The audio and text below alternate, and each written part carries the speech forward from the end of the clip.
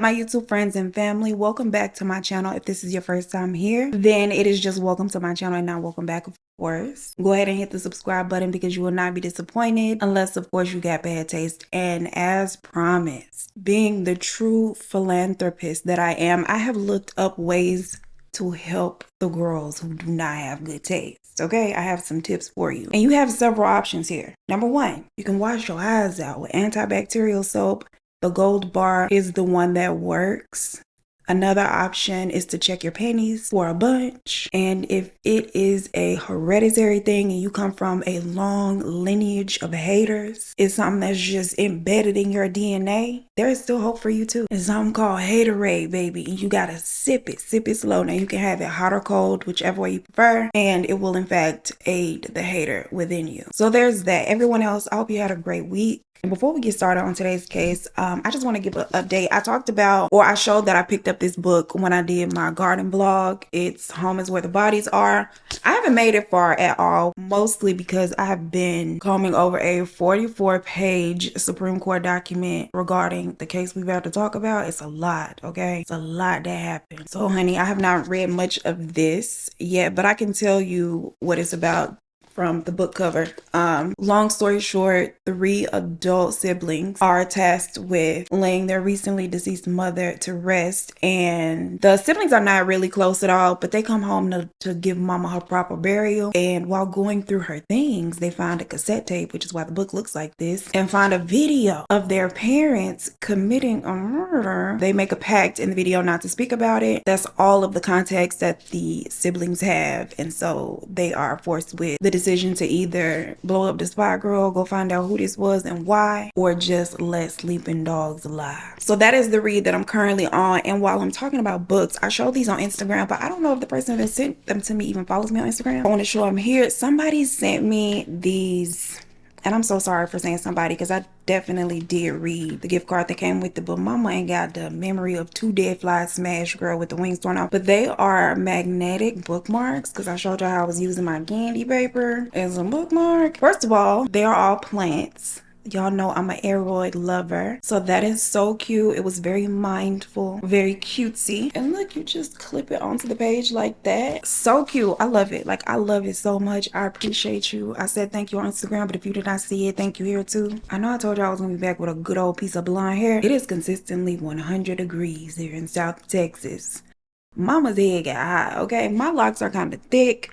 They have to be like compacted down and layered over top of each other to even fit under the wig. At the moment in which I snatched my wig off in the parking lot of Kroger after grocery shopping, I knew that I was gonna have to take a break for a little bit and then go back to the hair. So there's that. Anything else before I start telling these people's business? I think that is it. Yes, I think that is it for the announcements. So without further ado, let's get into this case, y'all. There is so much going on here. Let's talk about it. Brad McGarry here grows up in a very small town called Louisville, Ohio, and he's one of the boys that have always had a slight feminine flair to him. It's something he never has tried to hide, nor has he ever been ashamed of. Unfortunately for him, this does negatively impact his childhood. He is teased about it. He faces a lot of discrimination because of it. He's called a lot of slurs, and he just gets a lot of hate from many directions. Despite all the energy that he is met with, he grows up to live his life as an openly gay male, standing in his truth, and he just endures everything that comes along with that because to him, it's worth it to live freely. Not all of Brad's interactions are negative. He does find friends who accept him for him, how he is. They don't judge. They don't make him feel ashamed. He gets himself working as a hairdresser. Doing hair was something he was very passionate about, but unfortunately doing the girl's hair was not paying all of his bills. So when an opportunity comes along that offers him a bit more financial stability and some good benefits, Brad makes a career change and goes from being a hairdresser to a coal miner. Very drastic change, but Brad is just as physically capable of doing his job as any other man. So he is not intimidated at all. The only thing that worries him is working with a bunch of straight males who may have a little bit of homophobic up in him, making him uncomfortable. But he has been made uncomfortable his entire life. So that is not something that he fears navigating or doesn't have the tools to navigate. So of course he expects some awkward moments, but what he does not expect is to find a good friend amongst the men. A best friend, actually. In 2011, David Kinney here is also pursuing a career as a coal miner and actually joins the same coal mining class that Brad is in. Now, David here is a married 25-year-old young man. He has no biological children of his own, but his wife had 3 from a previous relationship, so he's a father or whatever. And he is just trying to figure out all of the things. He is trying to provide for his new family. Now, let me give you a little backstory about David and his wife, Sherry. They had first laid eyes on each other October 1st of 2007, which was David's 21st birthday. While he is out partying, enjoying being 21, he spots a cute little hottie, which is Sherry. The two of them start chatting it up, and there is a mutual attraction between them. They very quickly fall head over heels with one another. His mother actually later states that they got together at their birthday party, and within 24 hours, he calls her and tells her that he has met a woman that he really loves, and he was sure that this was the one.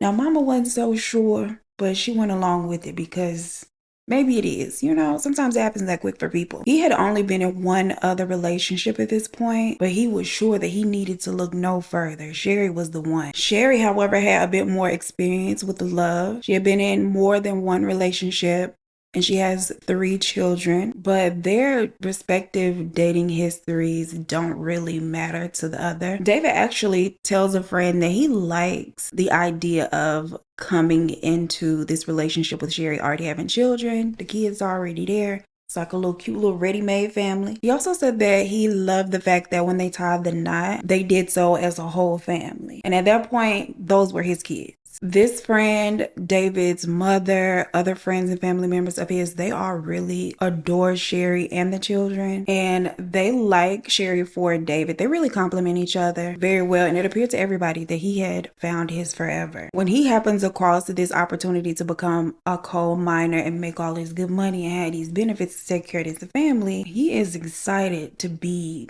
in the position to provide for them. Now, in the class were all of the other straight men that were kind of, you know, they weren't rude or mean to Brad, but they were very much standoffish. David is the one that is very friendly, very nice to him. The two of them talk often, and a friendship blossoms between them. And David never shows any type of shame about his friendship with Brad. He talks to him out in the open in front of the other guys. He just doesn't make it weird. David even goes so far as to invite Brad over to his home to meet his family, and very soon, Brad is regularly featured in their family dinners, holidays, vacations, any type of family event. Child, Brad is there somewhere in the mix. Sherry absolutely loves Brad. The kids love Brad. They're absolutely crazy about him. And it is not long before they are calling him Uncle Brad. Within months, David and Brad become the best of friends that do everything together. They hang out. They often pull pranks on one another that amuse the family, their friends, and sometimes their co-workers as well. And make no mistake, Brad is not just some single third wheel that's hanging out with Sherry and David. He also has a love interest, Scotty, but neither the Kinneys nor Brad's friends and family are too fond of Scotty. Scotty does not have the best reputation. Scotty has a very spotty criminal record. Their relationship is very unhealthy. It is very toxic at times. And the general consensus is that Brad can do better. But he loves him some Scotty. Scotty loves him. May 6th of 2017, Brad attends a wedding in Monroe County, and he stays at his mother's house. The following day, he is having dinner with his family when he receives a text message that puts him in a very giddy and excited mood. He then excuses himself early, telling them that he has to get back home to meet someone. He says his goodbyes, he talks for a moment with a cousin of his, and then before you know it, Brad is headed out the door with a smile on his face, a cute little grin. And later on that day, at approximately 6:15 p.m., a call comes in to 911 from Brad's residence. It is Sherry Kinney, David's wife, and she is hysterical. She, along with her husband David and their 13-year-old daughter, have just found the lifeless body of their dear friend Brad in the basement of his home. She tells dispatch that they were stopping by to drop off a weed whacker that they were gifting him, and when there was no response at the front door, he was not answering their calls. David had instructed their daughter to go around back and see if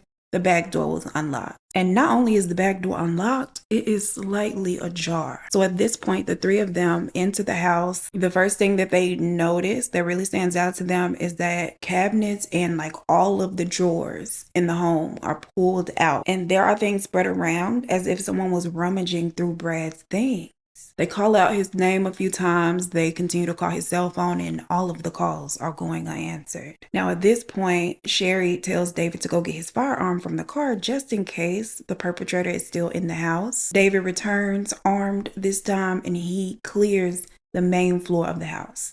No one is on the main floor, not even Brad. Next, David goes downstairs, and there in the basement of the home lies 43-year-old Brad McGarry face down in a pool of his own blood. David immediately yells out for Sherry to dial 911, but she then comes running down into the basement to see like what we're dialing 911 for, and she is followed by the 13-year-old daughter. So everybody sees this sight. They're all freaked out. They run from the home and stand outside while Sherry makes the 911 call. When the police arrive, the Kinneys are standing outside of Brad's home. They're very upset, very disturbed by what they had just witnessed. They explain to the police that Brad is like their family. He and David were like brothers.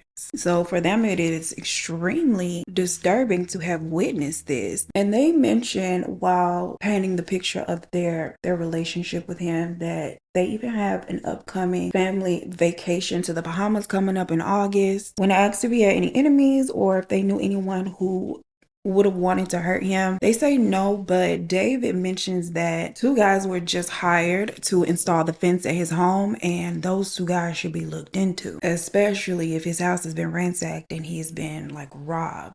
David also mentions that he has been receiving text messages from Brad at various times throughout the day, which can possibly help them establish a time of death. The officer takes a look at the text messages, but he just advises David to hold on to them just in case they need them. David provides a written statement at the scene, and the detective explained to him and Sherry that they will be conducting a detailed follow-up interview with both of them in the next few days. They both express their eagerness to give any information they have, be helpful in any way, and at that point the both of them are freed to leave the scene and go home with their daughter. Now, initially, detectives consider the possibility that Brad had fallen victim to a home invasion that had gone terribly wrong. Several of the rooms have been ransacked, but the home shows no signs of forced entry. And when they look further, they realize that the scene looked very staged.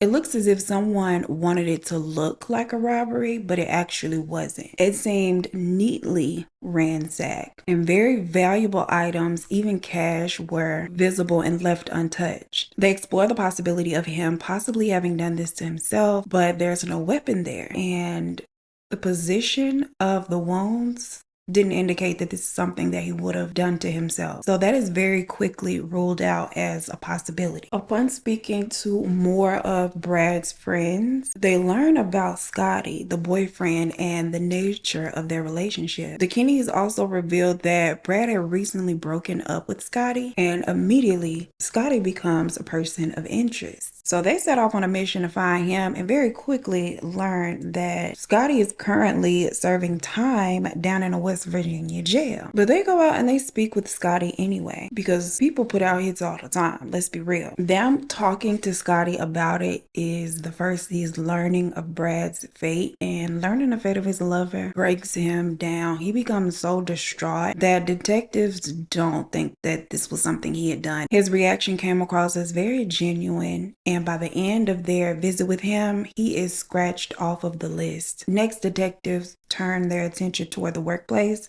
to see if there was somebody there that was probably a bully, didn't like gay people, and might have had it out for Brad, but that theory yields no results either. Now, circling back to speak with his friends and family, they talk to a cousin of Brad's, and finally they get their first break in the case. His cousin was present at the family dinner that had taken place the day he was discovered, and according to her, Brad had told her that DJ, someone else that he's been in a long-term on and off sexual relationship with for years, was coming over and insinuated that the two were gonna make sweet love. And that was the reason why he had to cut out of the dinner early. He was going to meet DJ at his house. He and DJ have been secretly carrying on romantically for years. And when they asked the cousin if she knows DJ's real name, the name she gives them is David Kinney, Brad's very best friend and the person that led to him being discovered. They have spoken to David several times over the last couple days, and he has not made a single mention of there being a romantic aspect to their relationship. They immediately bring David back down to the station for questioning, because baby, you got some splaining to do. As soon as he gets there, they request a DNA sample for the purpose of eliminating him as a suspect. They also ask him if they can search his cell phone. He consents to both with no issue. He hands over his cell phone with the passcode and a little piece of his DNA. Both he and that phone end up confirming the true nature of their relationship. The cousin had not lied nor exaggerated. There have been countless texts and voice messages exchanged between David and Brad that confirm that the two of them have been intimate with one another over an extended period of time. There are a lot of intimate photographs, videos exchanged, and at times Brad is upset and complaining that David does not spend enough time with him, but not in a way that comes off angry or threatening or aggressive in any way. And they'd even text on the day of the shooting, like David had admitted at the scene of the crime. That morning, they text each other good morning and they ask about each other's night before. Then there is no more communication between them until 1:31 p.m. when Brad texts David, "Hi." And immediately after Brad had texted him, David called Brad 3 times back to back. All of the calls were answered, but they were very short. The longest call was right under 2 minutes.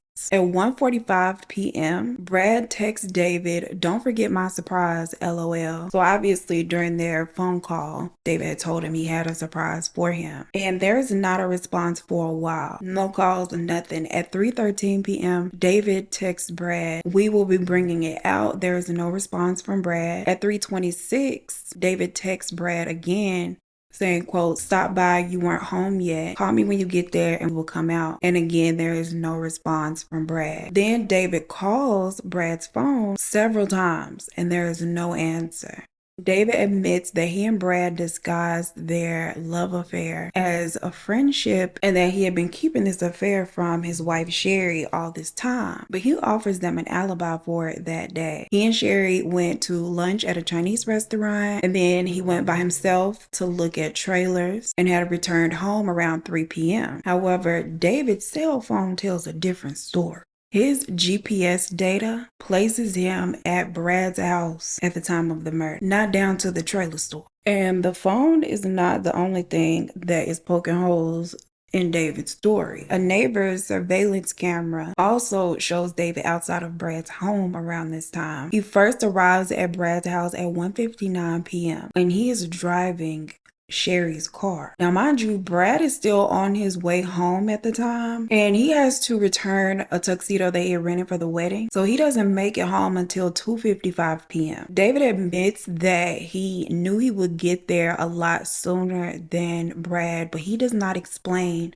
why he arrived at Brad's house so early. So Brad makes it home. They go into the house, and then you see David leaving the house alone at 3:11 p.m., just 16 minutes later, which means that he had done a lot of calling and texting after he had taken his lover's life, desperately trying to cover his tracks. He literally texts Brad's phone 2 minutes after he pulled out of the driveway.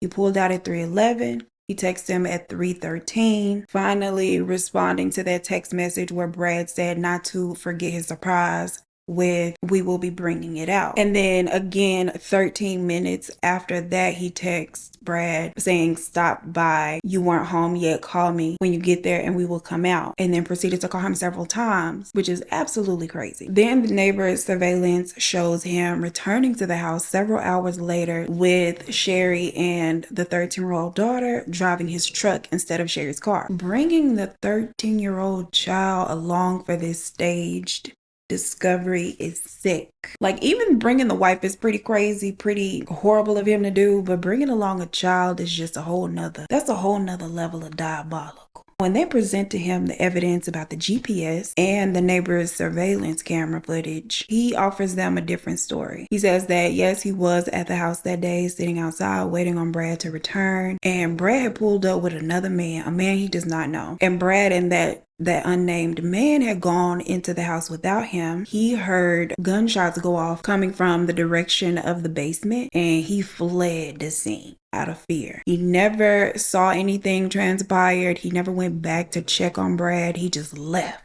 And they ended up going back later on with his wife, which sounds foolish, because how do you hear that and then casually return later with your wife to drop off a weed whacker?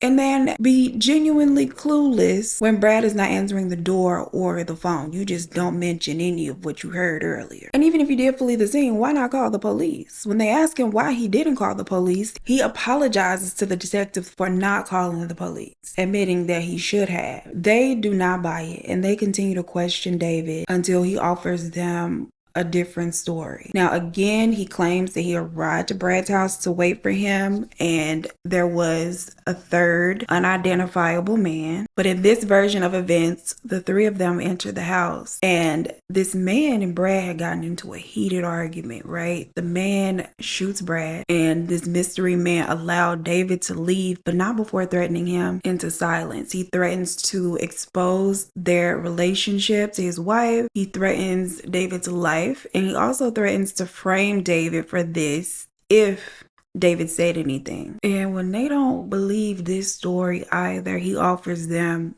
another rendition. Now, at this point, he has been sitting there for 4 hours. This time he admits to killing Brad, but claims to have only done so in self-defense. He says that he came over to the house to try to end the affair with Brad. They had broken up before, but he made it clear to Brad that he was ending it once and for all this time, and Brad did not take it well. He says, quote, "Brad did want me to leave my wife for a while. It's hard, with this situation, me and him." David says that he loved Brad, but he also loved his wife and the children, and he absolutely loved his life that he had with Sherry and the kids. But Brad had been pressuring him to leave them, when he has always told Brad from the beginning that he had no plans of leaving his situation, leaving home. And he says when Brad realized that things were ending between them for good, he completely flips out. Brad threatened that he was going to tell Sherry about their affair. He became physically aggressive and had ultimately pulled out a gun. And David says, fearing for his life, he grabbed it from him and used it on him to save himself.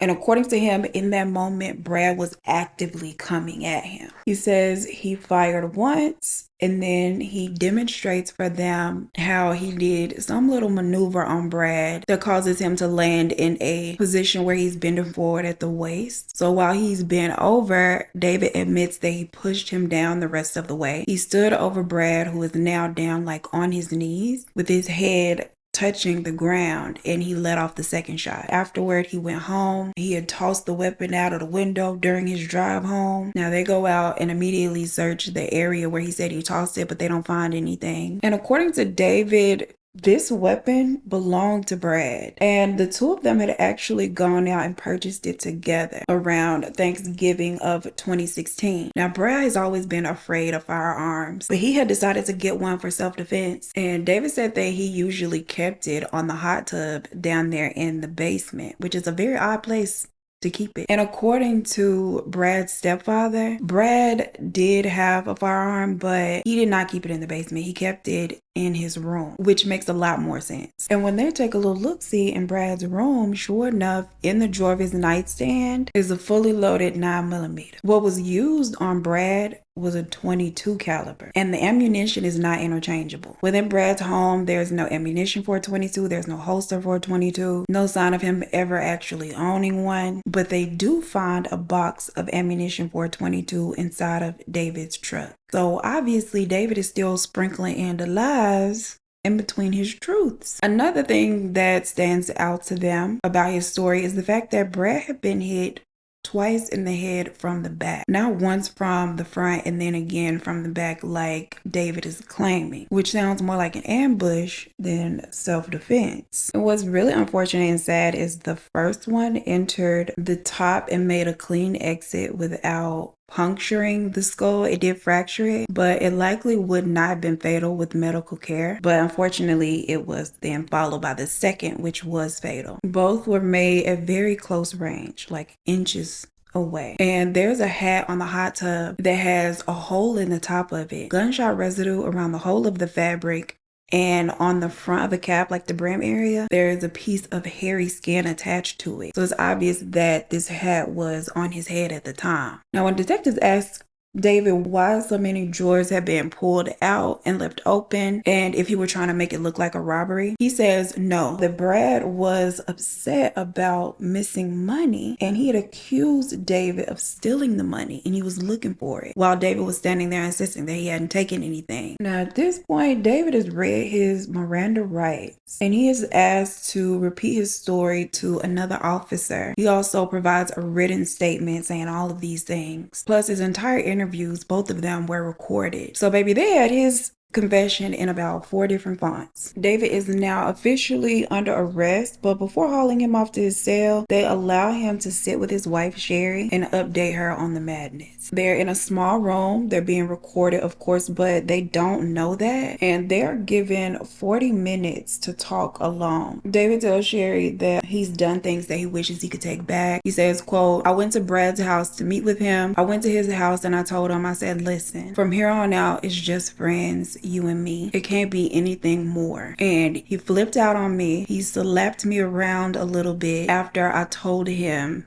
this was it. The version of events he gives to her is that Brad started slapping him around, pulled out the weapon, asked him to leave her and the kids, and when he came back with the weapon, he was so scared that he didn't know what else to do. Sherry is distraught. She is shocked at the fact that David had done this to Brad, and of course Mama's is a little bit thrown off learning that her husband and Uncle Brad have been doing the do. She immediately begins to sob, and her response to him is, "Are you fucking kidding me? I can't even look at you right now." Now, a couple of the detectives thought that it's possible the two of them could have been in this together, but the response they see, like the reaction Sherry gives, lets them know that she was genuinely shocked. Like, she had no parts in this, and it was very clear. And if we could just for a second unpack Sherry's backpack, because this is a lot to be dropped on you at one time. She is finding out that her husband is a cheater. It is confirmed that he is not only same-sex attracted, that he has been hunching on Uncle Brad on and off for 6 years now, who he has brought to meet you and the kids. Brought him along on all of the family vacations where they were stealing kisses and moments growing in the shadows. Your husband is a murderer. On top of all of these things, brought your 13-year-old daughter to discover a body. Sent the child to the door that he knew he had left open. That is a lot coming at you at one time. David maintains his most recent version of his story, claiming that it was all done in self-defense, which leaves everybody else to speculate what really happened that day. Now, investigators and the prosecution believe that Brad likely grown tired of them kissing in the shadows and was about to reveal the true nature of their relationship. And David Kinney was desperate to keep his sexuality a secret at whatever cost. So he lured Brad in with the promise of lovemaking, but instead ambushed him in order to protect his secret. And now everybody knows and you're going to prison, which is crazy. His defense team denies this theory and cling to their self-defense strategy. During his trial, the interview tapes are played in their entirety for the jury. Several witnesses come and testify to Brad's personality and his character and say that he is not at all the type of person to engage in and certainly not initiate a physical brawl. He just wasn't a fighter. And the general consensus is that the most he would do was, quote, yell and wave his phone around, then go cry in the corner. It is also revealed during David's trial by one of Brad's friends that was brought in as a witness that Sherry did have an inkling that something was going on between them. In the winter of 2016, 6 months roughly before the incident, Sherry had actually asked David about it. She had a feeling that they were a little more than friends. She felt like something was going on. Her spidey senses were tingling, women's intuition, whatever you want to call it. Sherry had a feeling. Around this time, David and Brad had been spending a lot of time together, and Brad was supposedly paying David to do a lot of work around his house, but the work wasn't being completed. It wasn't being done. Sherry wasn't seeing the progress. But when Sherry asked him about it, he apparently assured her that nothing was going on between them, that they were nothing more than friends, and then he went back and told Brad that Sherry had suspicions, so he needed to back off a little bit, and he had also suggested at that time that they break it off and just remain friends. And several weeks after that, unhappy with all this distance that is between them now, Brad expressed to this same friend that he had been contemplating exposing the affair to Sherry and sending her messages and photos that have been exchanged between the two of them to back up his claims, just in case Sherry didn't believe it. But when he told David that he was going to do this, David had threatened to end his own life. So at the time that Brad and this witness and friend are having this conversation, the friend told Brad not to push David so hard and just accept the friendship that he was offering without the benefits, especially if David is considering pulling his plug over this situation. Like, just be his friend. And in response to that, Brad had jokingly told the friend that he should keep his eye on the news and check on him more often. Friends also testified that around the time of this incident, Brad was complaining and accusing David of stealing money from him and taking money from his house, which David has already spoken to when explaining why the drawers were open. No one that regularly hung out with Brad at the house ever saw that he kept a 22 on the hot tub. This was something that only David had apparently witnessed. And in their interview with Sherry after his confession, she stated that on that day, on the ride to Brad's house, David didn't show any signs of being nervous or anything. He showed no signs of anything being wrong during the entire 30-minute drive from their house to Brad's. And in the time between him leaving Brad's house and returning to Brad's house with her and her daughter, he had been at home helping Sherry dye her hair. Like, it was a completely normal day. Nothing about him seemed different or off that day. February 15th of 2018, after hearing all of the witnesses' testimonies, after hearing all of the things, seeing all of the evidence, the jury sides with the prosecution and finds David Kinney guilty of aggravated murder. The 31-year-old is subsequently sentenced to life in prison without the possibility of parole, plus an additional 3 years for a weapons-related charge. But in June the following year, David decides to appeal his conviction. He claims that there was a lack of Miranda warnings, which were not read until after he had given the first confession and had done the demonstration of the maneuver and the falling and everything else that had transpired that day. He argues that his interview at the police station had transformed from a voluntary interview into a custodial interrogation that he was slightly led into or baited into by the detectives, who said things like, "I know you had something to do with it." Now, regardless, Miranda rights are not read if you are not under arrest, and he was not under arrest when he first started talking, so it makes sense that they read them to him after his confession before having him repeat it to the second officer and writing it down. But somehow David was confused about how the Miranda things work. They are not required simply because the questioning is taking place at the police station or because the person that they are questioning and speaking with is someone that they suspect. That's not how that works, baby. David also says that they should not have been able to use the videotape of him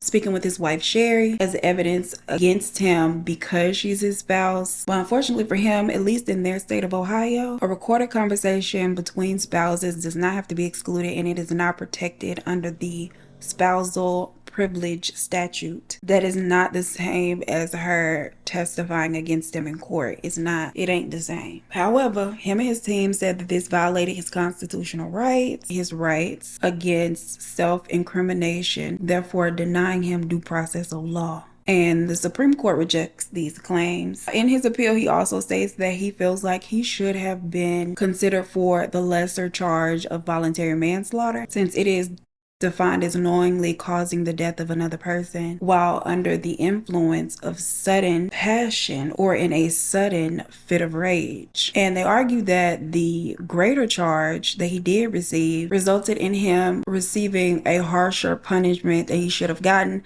He feels that he should at least be given the opportunity to parole after so many years served. But the Supreme Court overruled, citing that nothing in his confessions or his testimony ever said that he was in a fit of rage or suddenly overcome with passion. According to him, it was Brad that was in a sudden fit of rage and passion and came at him. So they were not trying to hear that claim. The narrative that this was a planned event was pushed heavily in the trial, especially because he sat in the driveway for like a whole hour knowing that Brad would not be there for a while. So David argues that this was not true and it very negatively impacted his trial. In his appeal, he states that a person would not go and do this to their best friend in the middle of the day, broad daylight, on a Sunday afternoon in May at that, when people will likely be outside. And he notes that he admitted to pulling the trigger, but he had not confessed or made any inclination that this was a planned event, because it wasn't planned, it was self-defense. Sir, one will also think that a man would not knowingly send a 13-year-old child into a house where they know someone is laying face down,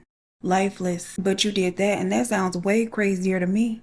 Even if you didn't plan it and you were defending yourself, like let's entertain that as the truth for a moment, right?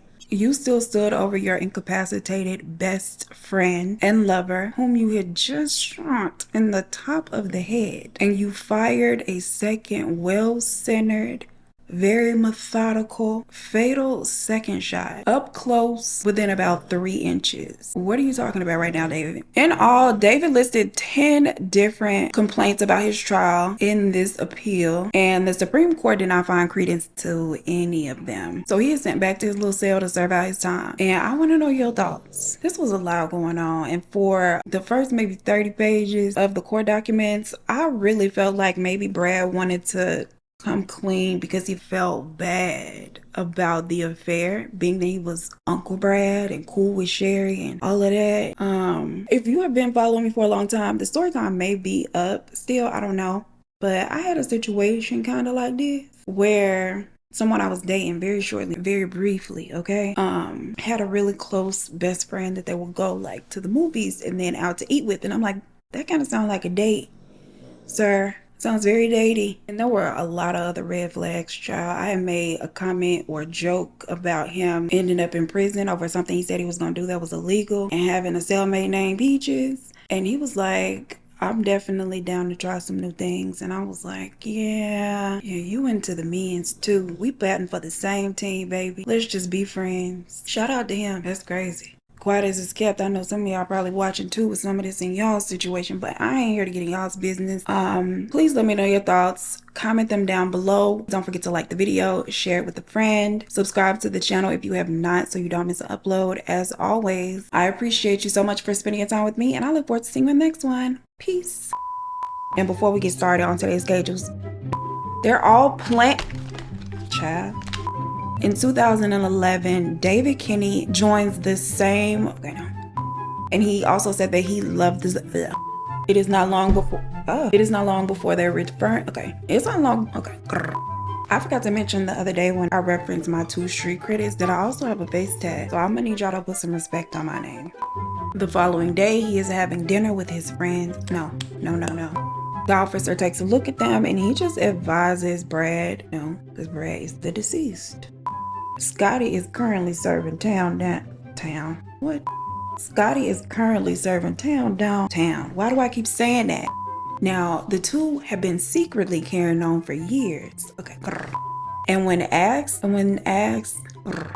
as soon as he gets there, they request a DNA sample for the purpose of Sherry in the passenger side. Okay. He says to them, quote, Brad did want me to leave my life. Well, I guess so, that makes sense. But it's the wife, girl. He says, quote, Brad did want me to, I can't say it. I was about to say weave my life. Cut off completely once and for all. It's too many completely's. And they actually learn from not David's girl. And according to not David's girl. Come on now. Now David obtains. I'm sick of this. David maintains during his trial the interview plates and sending her pictures and video. Okay. I'm gonna show y'all how good this velvet teddy used to look on me back in the day, girl. Matt girlies, check in. Child must have some wig residue in my little house still itching. February 2015. What is February 2015? What's that? The jury sides with the prosecution and finds David McKinney. His name ain't McKinney. David Kinney, his rights against self-discrimination. Discrimination is crazy. It's incrimination. The greater charge that he did receive resulted in him on a Sunday afternoon in May when people would